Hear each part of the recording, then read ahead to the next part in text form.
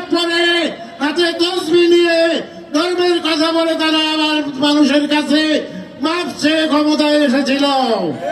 তারা আবার ক্ষমতায় এসে তাদের সেই নগ্ন চেহারা বিগত 17 বছর বাংলাদেশের জনগণকে দেখিয়েছে।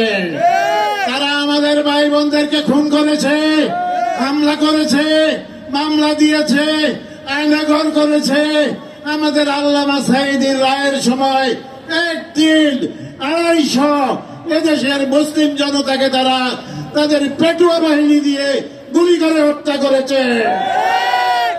সম্মানিত ভাইয়েরা, এরপরে জেল জুলুম সহ্য করে আমরা কোনোদিন রাজপথ ছাড়ি নাই। বিগত 5 আগস্ট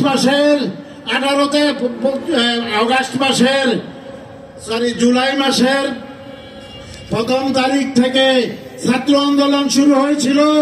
সেই ছাত্র আন্দোলন মূলত জামাত শিবিরের পরিকল্পনায়, জামাত শিবিরের সহযোগিতায়, আমাদের মেটিকুলাস ডিজাইনের মাধ্যমে এই আন্দোলন পরিচালিত হয়েছিল। নিরপেক্ষ ছাত্র জনতাকে সামনে রেখে সেই দিন আমরা আন্দোলনে নেতৃত্ব দিয়েছিলাম।